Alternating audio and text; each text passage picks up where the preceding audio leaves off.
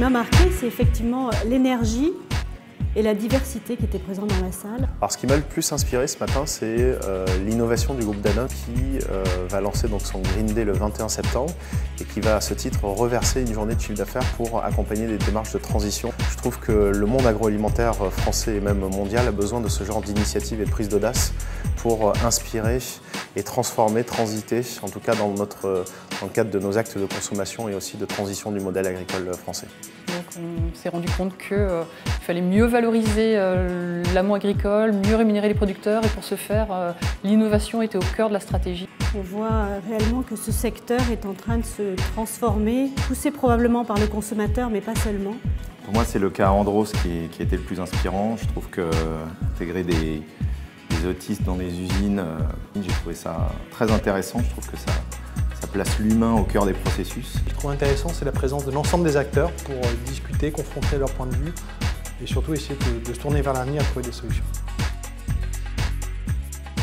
Nous aurons 3 piliers. Le premier pilier, ce sera le bio. Puis à côté de ça, il y aura une agriculture qui sera une agriculture strictement raisonnée. Une agriculture responsable qui va remplacer ce qu'on appelle aujourd'hui l'agriculture conventionnelle. Et enfin, il y aura un pavé de l'agriculture qui restera une culture industrielle. Eh bien, l'alimentation de demain doit être une alimentation avec un bénéfice individuel pour le consommateur et qui puisse porter des valeurs très larges, très diverses autour de la nutrition, de l'environnement, de la juste rémunération des producteurs, beaucoup de réassurance autour de la traçabilité, autour du mode de production, de la réassurance sur les conditions d'élevage et les modes de production.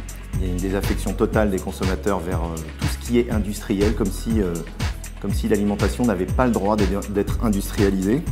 Je pense que la réconciliation de la technologie avec le bien manger, avec le goût, est un des enjeux du XXIe siècle. Donc pour moi, l'alimentation de demain, c'est ça, c'est la réconciliation.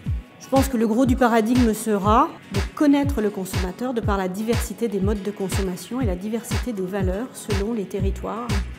La France n'étant pas forcément l'Europe, n'étant pas forcément le reste du monde. L'alimentation de demain, elle devra faire face à un grand défi, celui du mieux manger pour tous.